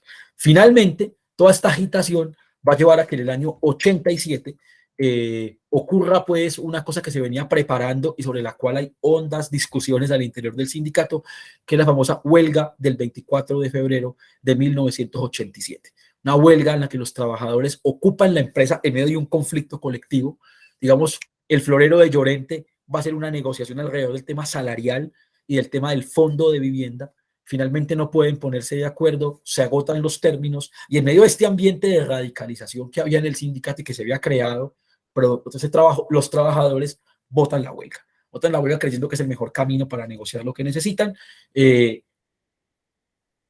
para que los patronos, digamos, pongan sobre la mesa la solución a las reivindicaciones que ellos están pidiendo y finalmente la huelga se prolonga 70 días en la que la fábrica está sellada, está tomada por los trabajadores que apostan carpas a las afueras de la empresa y convierten este conflicto en un conflicto pues casi que de toda la región, ¿no? Hay fotografías en las que las carpas se vuelven básicamente la vivienda de los trabajadores, ¿no? Aquí tengo algunas fotos de los trabajadores viendo novelas, de las trabajadoras y los trabajadores cantándole el cumpleaños al niño dentro de la carpa. Bueno, es esto lo que pasa alrededor de la dinámica de la huelga. La huelga se pierde, esto es muy importante decirlo, los trabajadores no obtienen sus reivindicaciones y lo que sí obtienen es la expulsión masiva de un montón de trabajadores del sindicato. No voy a detenerme como en los pormenores de este asunto, solamente digo que esto es un antes y un después para la organización sindical, ¿no? Salen un montón de trabajadores que habían protagonizado esa transformación del sindicato en un sindicato independiente y viene una serie de nuevas situaciones en el sindicalismo que obligan al sindicato de base de Comestibles La Rosa a convertirse o a unirse a otros sindicatos del grupo Nestlé, ¿sí? Que ya había tomado posesión completa de la empresa en los 80, ya las restricciones del capital extranjero se habían acabado en los 80, en los 80 Nestlé se vuelve la dueña única, la fábrica de Comestibles La Rosa o el sindicato de la fábrica de Comestibles La Rosa arranca a tomar contacto con otros trabajadores de la fábrica de Nestlé, intenta construir un sindicato único, eso finalmente no se da, y en el año 92, después de muchas discusiones y detenciones, el sindicato de La Rosa se disuelve en un sindicato más grande, que se llama el Sindicato de Trabajadores de la Industria Agroalimentaria, Sinaltrainal, ¿sí? Ese sindicato es el sindicato, digamos, Dos Quebradas se convierte en una subdirectiva de ese sindicato. Hay otra serie, pues, como de elementos ahí que me parece que son importantes, solamente quiero destacar dos de esos. El primero es que, obviamente, al sindicato lo acompañan una serie de tensiones internas alrededor de si la mejor decisión es disolverse en uno más grande o quedarse en un sindicato de base. Hay mucho debate. El problema de cómo se administra una organización que lleva toda la vida trabajando sola, cómo se gestiona la unión con otros trabajadores, es una cosa durísima, muy compleja. Ahí hay un montón de discusiones internas que recoge la investigación. Y por otro lado, cómo el sindicato se pone de cara al siglo XXI. Y yo creo que hay tres cosas en las que el sindicato se aferra para ganar legitimidad en un nuevo momento, que ya no es el momento de la agitación de los 70, de los 80, de los 90. Y uno es cómo incorpora más decisivamente a la mujer como un actor protagónico y dirigente de la actividad sindical. Y para eso ha tomado pues una serie de medidas, la creación del Comité de la Mujer del sindicato, y bueno, ya ha dado unos pasos todavía insuficientes, pero pues muy importantes, que se empiezan a registrar a comienzos de los 90. En segundo lugar, la diversificación de alianzas con otros actores sociales. Y en tercer lugar, el tema de salud, seguridad, salud ocupacional y salud en el trabajo, ¿sí? Que me parece que es muy importante señalarlo. La empresa, pues por su actividad industrial, es una fabricadora también de enfermedades laborales que hasta esa época no estaban mapeadas. El sindicato se mete a hacer estudios, financia investigaciones y pone unos debates muy importantes para que se adopten una serie de reglamentaciones pioneras en la región sobre salud ocupacional. Entonces creo que esos son como algunas de las nuevas banderas, digamos, que el sindicato pone pues en juego en este nuevo periodo de la década del 90 para acá, un periodo que evidentemente ha sido distinto porque es un periodo, digámoslo, de defensiva del sindicato en medio de un contexto bastante hostil. La tasa de sindicalización en el 80, a finales de los 80 era del 20%, en los 90 baja al 5%. Hoy en Colombia está en el 4%. Evidentemente los sindicatos son casi que están en vías de extinción por cuenta de las nuevas formas de contratación laboral, y en ese contexto pues el sindicato seguramente con errores y con aciertos ha resistido y ha intentado dejar una huella en la ciudad y en los trabajadores. Listo, esta era un poco mi presentación, espero que no se haya quedado ahí dormido, sé que hablé un montón de rato, pero he intentado como presentar los contornos generales y el contexto de esta investigación. Bueno, muchas gracias, Luis Felipe, por la disertación que al menos a un servidor le generó muchas inquietudes, y que de nueva cuenta esta frase de tan cercas y tan distantes a la vez. Pareciera ser que hay mucho de identidad, de procesos más o menos similares entre el sindicalismo colombiano y el sindicalismo mexicano en las distintas regiones. Aquí, por ejemplo, podemos decir que su época de gloria, vamos a decirlo de alguna manera, es en el periodo de Lázaro Cárdenas. Tú muestras al gran caudillo, a Jorge Eliezer Gaitán, y es en el momento en que está legalizado el Partido Comunista Mexicano, y en él emerge uno de los grandes líderes sindicales, Vicente Lombardo Toledano.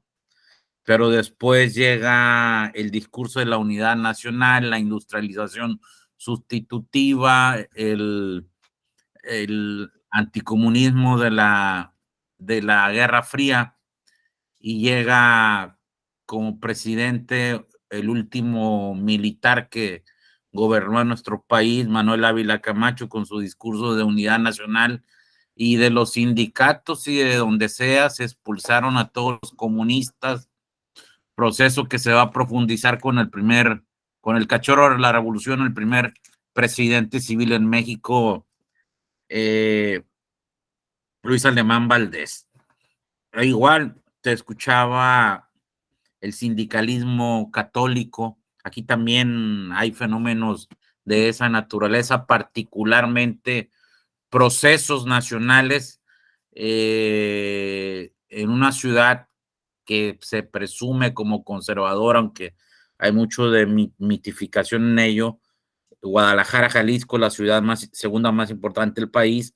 Allí hubo un intento de una organización nacional sindical auspiciada por la Iglesia Católica. El 68 y sus efectos, el sindicalismo, los líderes del 68 que se incorporan al sindicalismo, la emergencia de la tendencia democrática en el Sindicato Mexicano de Electricistas, y sobre todo el sindicalismo universitario de izquierda, que es quizá el más combativo en nuestro país en la década de los 70s. O sea, procesos, te repito, Colombia, México, las distancias geográficas, pero van corriendo paralelamente con sus similitudes y con sus diferencias. Pero bueno, dejamos la palabra para el público que se encuentra con nosotros para hacerle las preguntas respectivas a Luis Felipe frente a esta interesante conferencia que nos ha dado sobre en algunas regiones colombianas cómo se expresó las luchas sindicales en esta nación, la Puerta de América al Sur, como se le conoce. Adelante.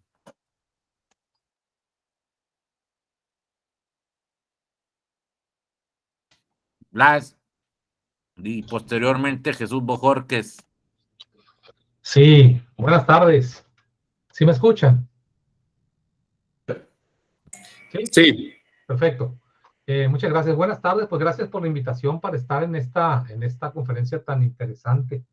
Luis Felipe, escuché con atención desde el principio. Me llama la atención algo que mencionabas hace muy poco tiempo. Decías que cuando se van a la huelga durante 70 días en el sindicato, no logran el objetivo. Sin embargo, durante estos 70 días, los trabajadores prácticamente construyen su vida cotidiana en las carpas de la huelga. Y eso me hace pensar, y en eso estriba la pregunta. ¿Cuáles fueron las causas principales de que no lograron el objetivo de la huelga? Y por lo que tú comentas, ¿se disolvieron los trabajadores y perdieron el foco de lo que estaban haciendo allí y no ejercieron suficiente presión? ¿O hubo una negociación en segundo plano con alguna parte de los trabajadores? ¿O qué fue lo que pasó? Porque me quedé con esa duda. Me gustaría que nos aclararas. Gracias. sí. No sé si voy contestando de una, recogemos las preguntas todas y luego vamos como quieran. Sugiero que mejor, de manera global, Luis Felipe, sean contestadas todas las preguntas que los asistentes hagan. Jesús Bojórquez, doctor, adelante. Me llama mucho la atención algunas diferencias en torno al sindicalismo colombiano y mexicano en el contexto histórico, ¿no? Porque, por ejemplo, el sindicalismo mexicano se circunscribió mucho en términos de un disque nacionalismo revolucionario y una colaboración constante con el gobierno y el partido en el poder en aras de la industrialización y la estabilidad política del país, ¿no? Atendiendo al corporativismo, ¿no? Incluso en términos políticos, que combatían un poco la mirada de la derecha hasta dentro del nacionalismo revolucionario o dentro de los políticos priistas del PRI, que era el partido que dominaba, hablaban incluso hasta de fraude patriótico en términos electorales. A mí me llama la atención porque, final de cuentas, la cuestión sindical iba muy de la mano con el progreso que significaba un modelo económico basado en la sustitución de importaciones, pero que en ese sentido el colaboracionismo sindical con el gobierno a partir de esas estructuras corporativas también en ese sentido significó un avance en las conquistas, instituciones sociales que se fundaron en ese gran estado benefactor, o por lo menos el incipiente estado benefactor en términos de la realidad económico, político y social mexicana, ¿no? No equiparable al estado benefactor norteamericano, ¿no? Y me llama la atención cómo es de que en Colombia, de manera distinta, había incluso sindicatos conservadores, ¿no? Donde la conciliación era la base fundamental de las relaciones obrero-patronales, en vez de ser una postura combativa y la búsqueda de la mejora de las condiciones salariales y de las condiciones laborales, que es lo que en muchos sentidos los sindicatos, por lo menos nacionalistas o de izquierda, tienden a luchar, ¿verdad? Entonces me llama la atención en esa parte, a ver qué me puedes profundizar sobre eso, si esa visión que tengo a partir de tu plática es correcta o quizá pudieses un poco enriquecer esa parte. Gracias. Gracias. Doctora Erika Montoya. Gracias.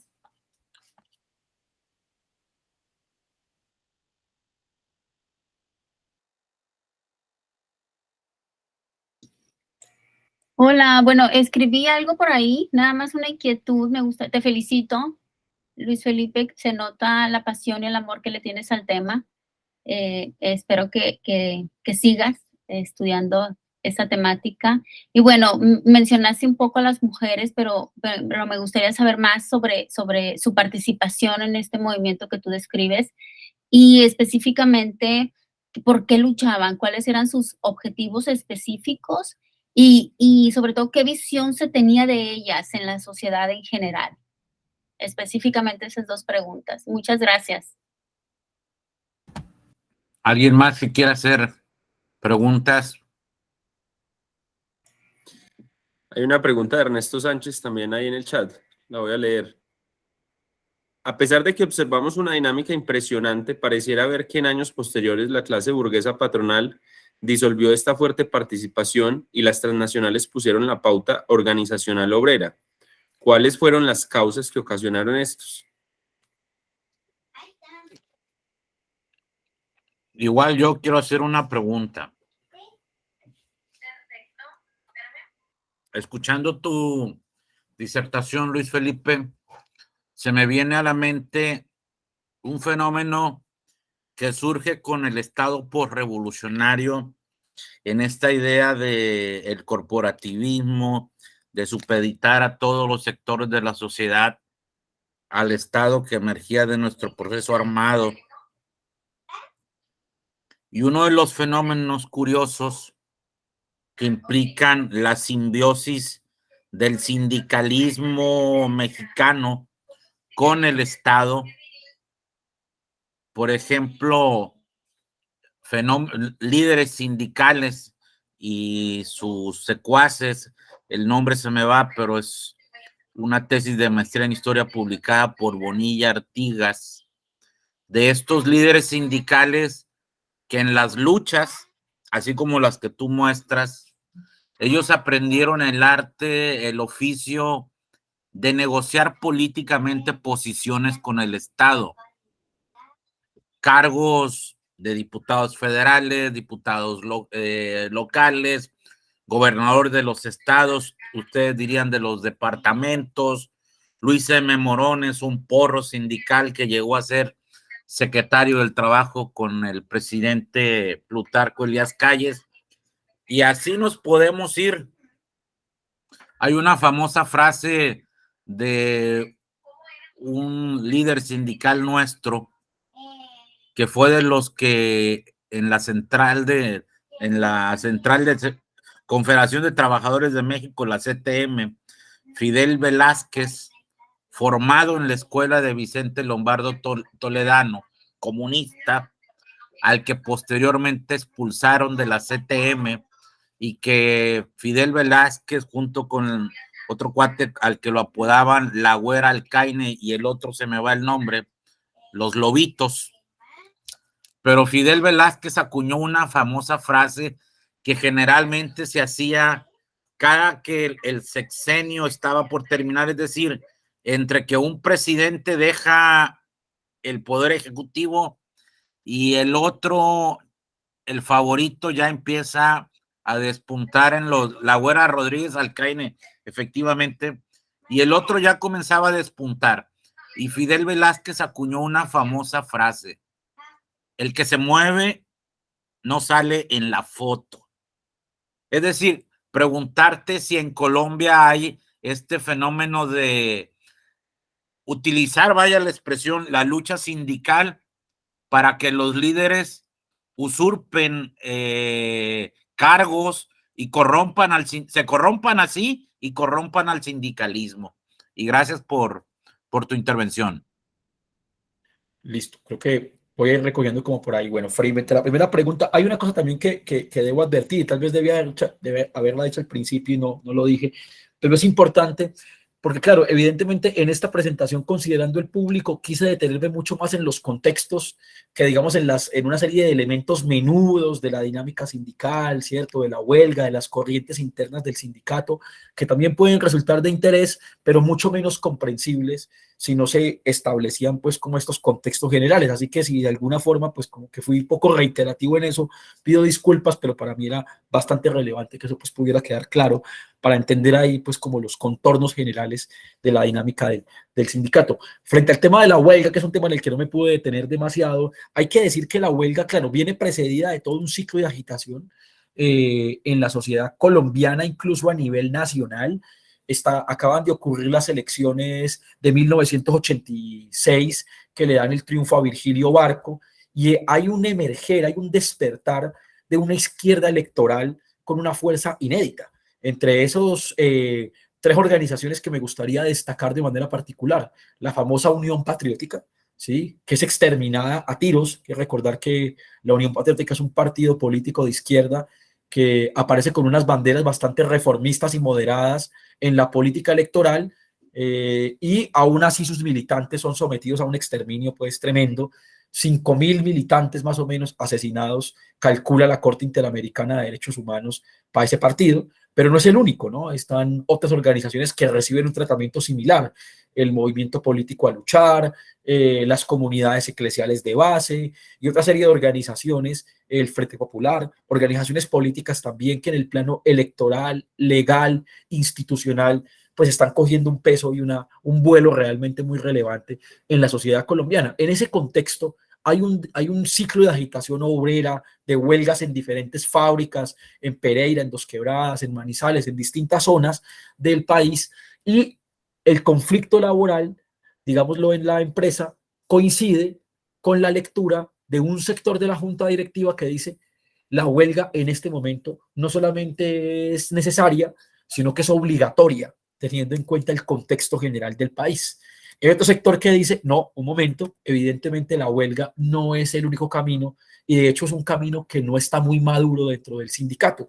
Y aquí, digamos, uno podría decir la huelga de alguna forma nace con un desperfecto, y es que al interior de la junta directiva dos sectores se disputan la mejor salida al conflicto laboral del año 87. Un sector dice: la huelga es necesaria, la huelga es casi que obligatoria en el contexto de agitación general que hay en el país, y hay que aprovecharla y hay que buscar aprovecharla para generar movimientos de repercusiones mucho más amplias, ¿sí?, con un objetivo político más que reivindicativo. Y hay otro sector de la junta directiva que dice: no, esa es una perspectiva incorrecta, es una perspectiva o es una lectura exaltada de lo que está ocurriendo en el país, y a lo que nos va a llevar es al fracaso. Entonces digamos que son como dos posiciones que en la junta empiezan a discutirse.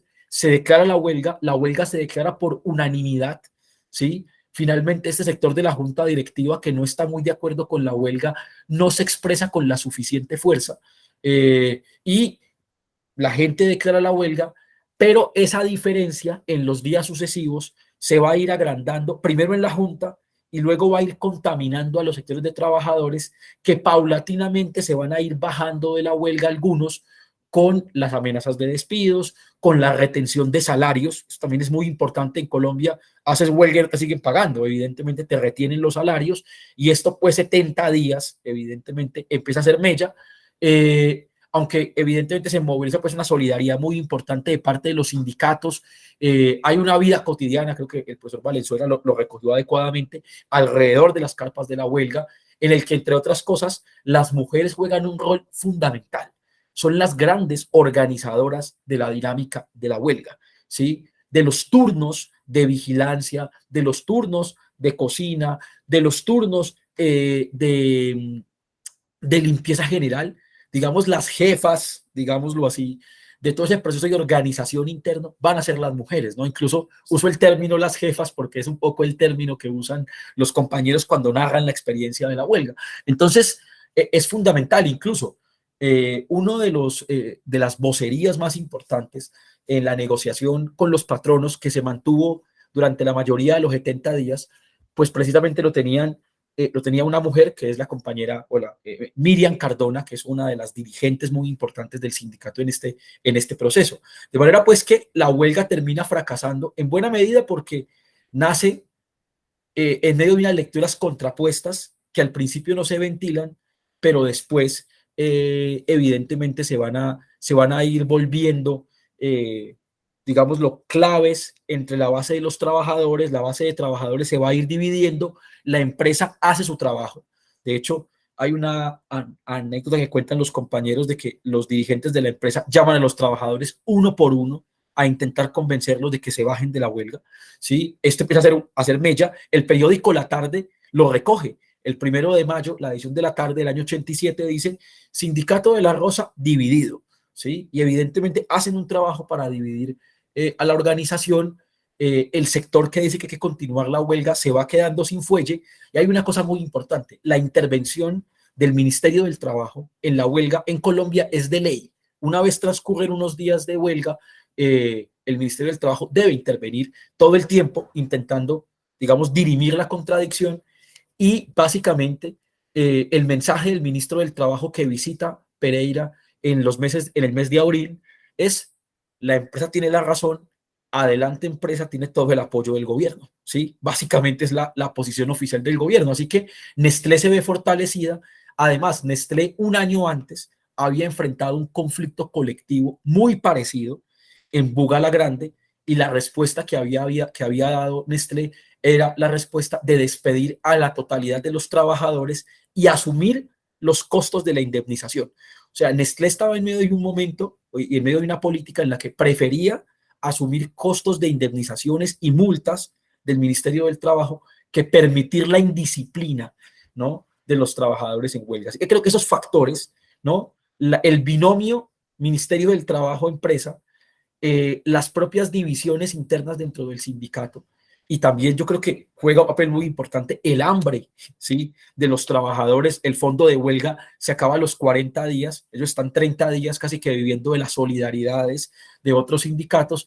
Los compañeros decían, eso ayudaba pero no alcanzaba, y claro, llegaban víveres, llegaban un mundo de cosas, pero efectivamente incluso hay una cosa en particular, hay unos días, los últimos días de la huelga, los compañeros tienen que comerse las galletas, tienen una masa. Cuando se hizo el cierre de la fábrica, la masa se quedó expuesta, se vinagró, y los compañeros contaban pues que comían la masa vinagre de la galleta para poder resistir los turnos de la noche en medio de la huelga. Así que estos factores llevan al fracaso de la huelga, y creo que ahí se asume una política tanto del gobierno como de la empresa muy intransigente de no negociar, de no ceder, y se mantienen en esa posición hasta que saben que quiebran el vaso a los trabajadores y finalmente los tuercen. Esto también ocurre porque Nestlé es una compañía que se puede dar ese lujo, tiene la capacidad macroeconómica para resistir un conflicto muy largo sin que su tasa de ganancia se vea afectada, y creo que esa es una cosa que juega muy importante en su condición de grupo monopólico, porque otras huelgas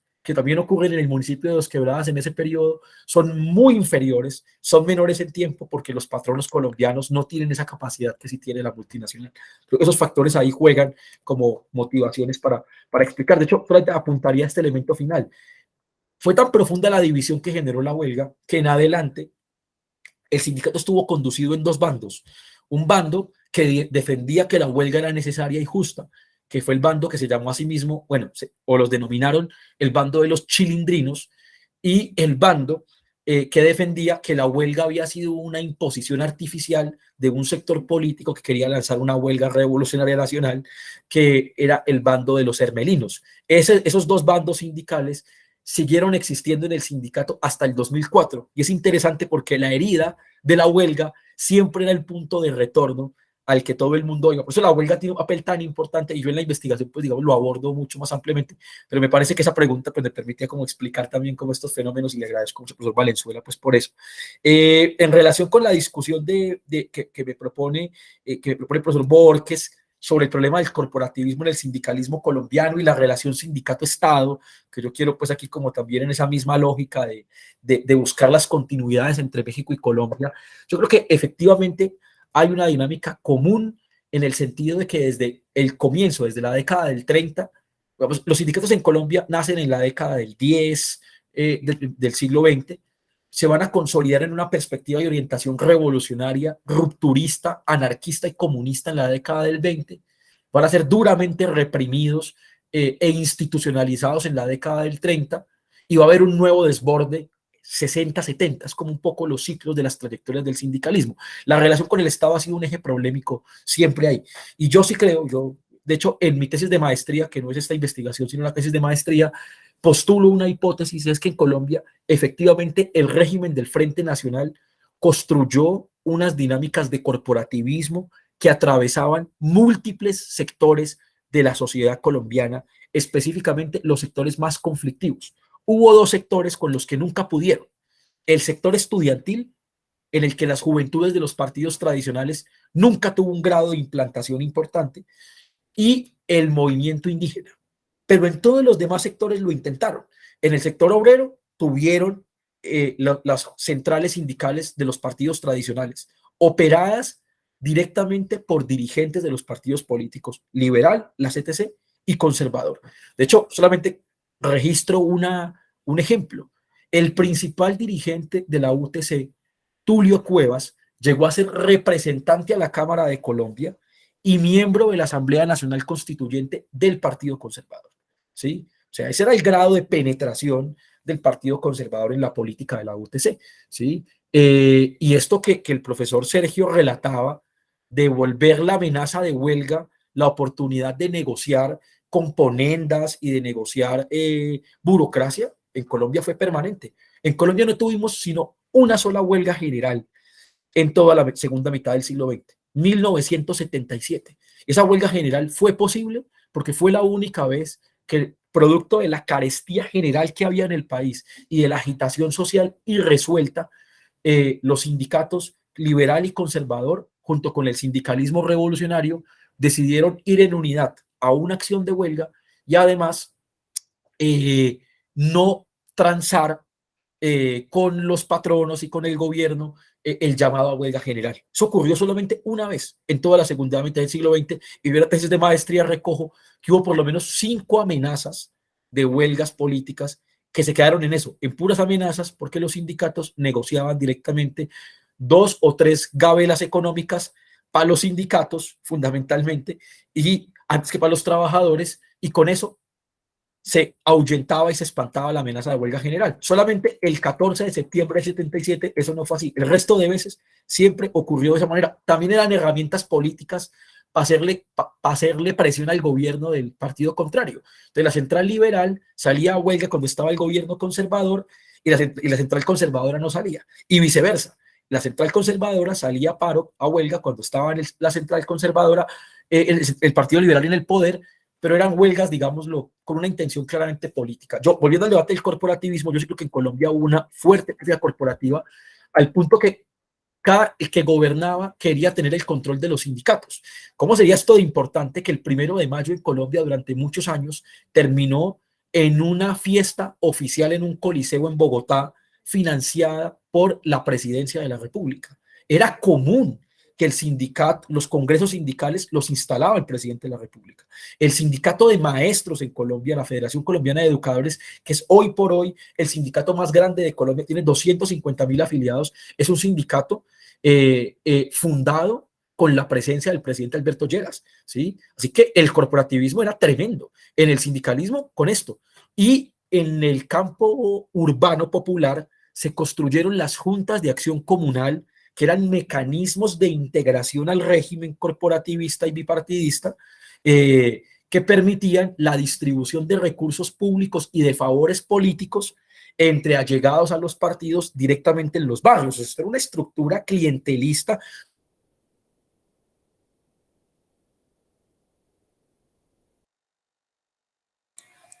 Felipe, se le desactivó el micrófono. Así es.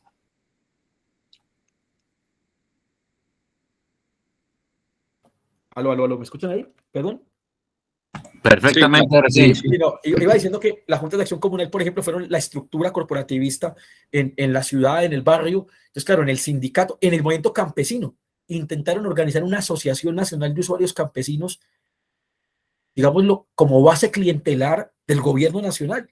Finalmente, esa asociación de usuarios campesinos mandaron a organizarla a un montón de estudiantes de izquierda, y la ANUC se volvió de izquierda, pero evidentemente cometieron pues el error de mandar a un montón de estudiantes de izquierda, profesionales de las universidades, entonces a Falsborda, a organizar la ANUC, y por supuesto la ANUC tuvo una orientación política distinta. De hecho, es la década del 70 la que nos permite presenciar la ruptura de todos esos mecanismos de integración que se van rompiendo. Esas amarras se van rompiendo, y es lo que posibilita el paro del 77, que fue sobre lo que escribí mi tesis de maestría. Entonces, de manera que efectivamente, yo sí creo que hay una presencia muy fuerte del corporativismo, mediada por un tremendo anticomunismo. Ahorita que el profe Sergio hablaba de la expulsión de los comunistas de la CTM, yo me acordaba del 11 Congreso de la CTC. Resulta que en el contexto de la política del Frente Popular delineada por la Tercera Internacional, el Partido Comunista Colombiano se convenció que tenía que hacer acuerdos con el Partido Liberal. Y parte de lo que hizo fue integrar el sindicalismo comunista a la CTC liberal. Y los liberales se los aguantaron durante un tiempo, pero en los 60s, ya en plena Guerra Fría, el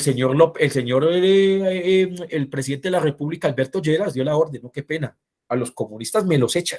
Y los comunistas fueron expulsados del 11 Congreso de la CTC de Cartagena en 1964.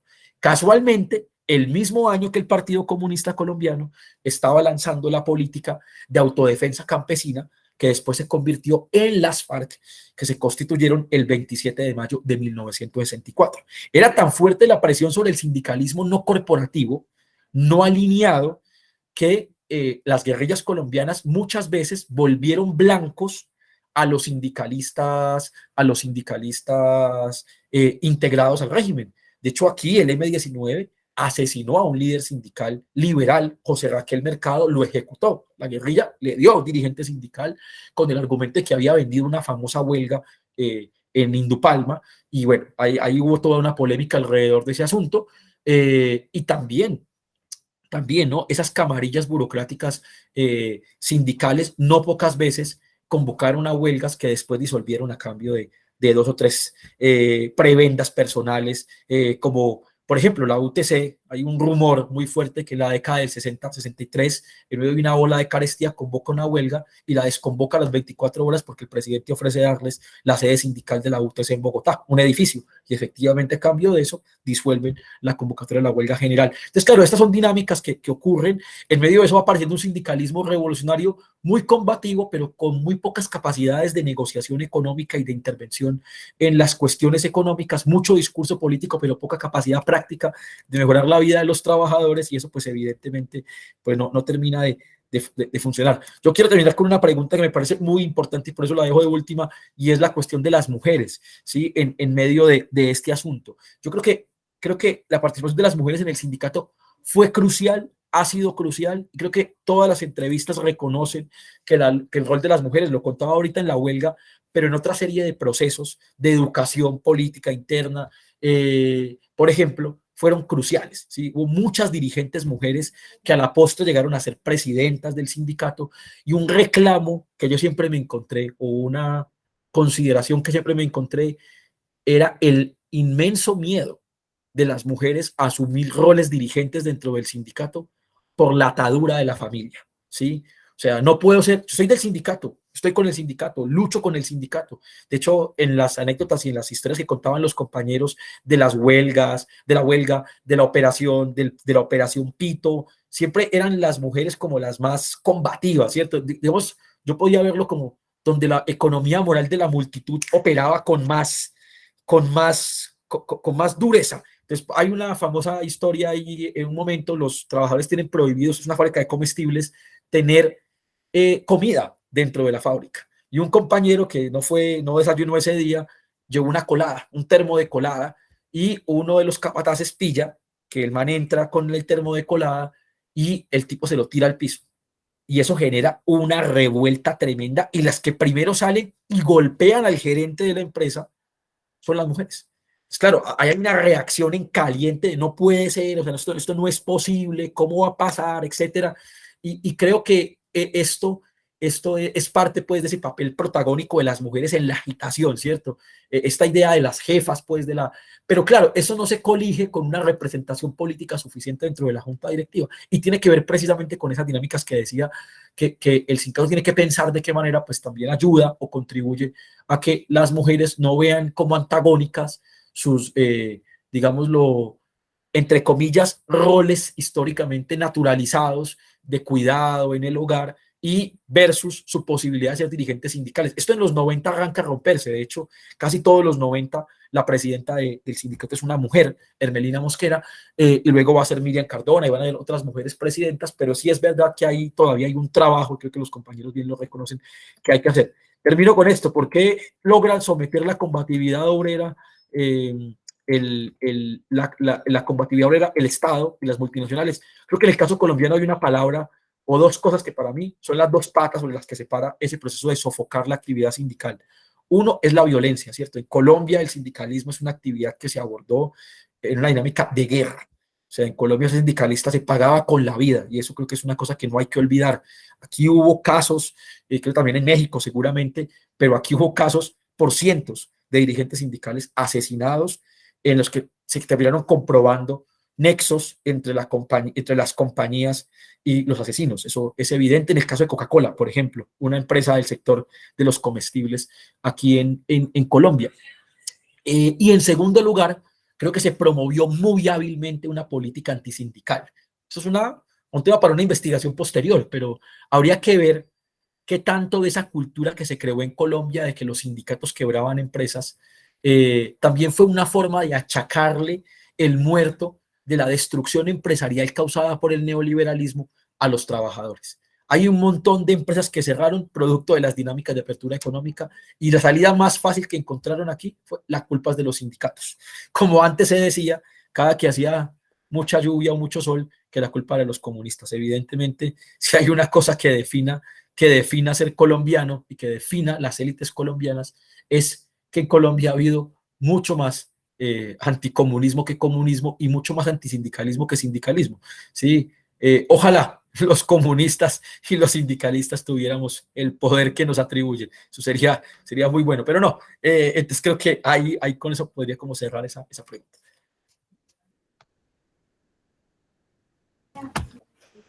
Muchas gracias, Luis Felipe, por tan extraordinaria disertación, la profundidad de conocimientos que tienes sobre el tema y de principio a fin toda la coherencia en lo que nos expusiste, pero como igual yo fui testigo el año pasado en el aula de la maestría en historia en la UTP, esa pasión sobre tu tema. John Jaime. Sí, no, yo más que una pregunta le quiero es como agradecer a Felipe de haber participado en este espacio y además muy interesante como todo lo que nos logras aportar. Siempre he creído pues que la forma como Felipe aborda su ejercicio de ese oficio del historiador, en la que para nada esconde sus posturas críticas y militantes, son de una gran valía para sobre todo para la región en la que nosotros estamos, ¿cierto? En la que nos permite entender procesos económicos y políticos, pues a partir de identificar como las formas de organización y participación de obreros en contextos urbanos, sociales, políticos, donde prima la hegemonía de una narrativa de las élites. Y entonces él logra como contraponer y va muy a tono con lo que ha querido, con lo que es el proyecto académico y cultural de la maestría, hacer más visibles a otros actores sociales y políticos. Aquí pues tenemos en caso de pues casi que un ejercicio, un ejemplo a la manera de Thompson, de la formación de la clase obrera en Pereira y en Dos Quebradas, trabajos por los que todavía falta mucho hacer en nuestro medio, pero los trabajos de Felipe pues son un gran aporte. Cabría señalar pues que en muchos casos en la situación actual, bueno, al menos de los últimos 20 años, con todos esos fenómenos de paramilitarismo, muchos líderes sindicales han sido amenazados por los paramilitares. Uno los ve en las marchas con sus esquemas de protección, con sus guardaespaldas, Con pero chaleco sin embargo antibalas. sí, chalecos antibalas, sin embargo siguen en su defensa pues de lo que ellos consideran que es fundamental para la construcción de un orden político, social y económico mucho más justo, mucho más equitativo. Entonces, Felipe, muchas gracias, hermano. Usted sabe que estamos ahí muy conectados con muchos proyectos académicos y que la investigación de Felipe sigue. No es que ya haya llegado ya a un punto final, no, continúa. No, a ustedes, yo les agradezco mucho por la paciencia, casi 2 horas aquí escuchándome, les agradezco mucho y por esta invitación que es muy valiosa para mí y sus comentarios, sus preguntas, pues muy estimulantes para continuar en este camino de intentar eso que dice el profe John Jaime, que siempre lo repite y por lo que siempre le agradezco tanto, ¿cierto? Pluralizar las visiones de la historia que mucha falta hace, sobre todo en una región en que tan blanqueada, ¿no? Por esa historia de arriba, ¿no? De las élites. Así que muchísimas gracias por darme esta oportunidad y por escucharme con tanta paciencia esta disertación. Anderson, para que cierre la Listo, sí. presentación de Luis Felipe. Listo, profe. Luis Felipe, de nuevo, muchas gracias, como ya los demás profesores y profesoras lo han comentado, muchas gracias por su presentación, nos ilustra mucho para poder avanzar en esta perspectiva del seminario que este año trabaja las condiciones laborales y que nos interesaba poder mirar algo con este enfoque histórico como usted lo hace, ¿cierto? De nuevo, muchas gracias y yo creo que ya podemos dar por terminada la sesión de este momento. Jesús Bojorquez quiere señalar algo adicional. El micrófono, Jesús. Solamente para invitar a los presentes, tenemos por ahí ya a punto de agendar la próxima plática. Va a ser de la doctora Mónica Clúa Lozada, de la Universidad de Texas en Rio Valley. Entonces va a estar muy interesante, va a ser sobre neoliberalismo autoritario y cuestiones laborales. Así que pues la invitación está extendida y luego les vamos a hacer llegar el cartel promocional con todos los datos, ¿verdad? Y les vamos a compartir el link. Perfecto. Gracias. Muchas gracias, Jesús. Entonces, les estaremos informando cuando ya esté la fecha de la próxima sesión. Muchas gracias, que estén muy bien. Muchas gracias a todos. Buenas noches, chao, gracias. Chao.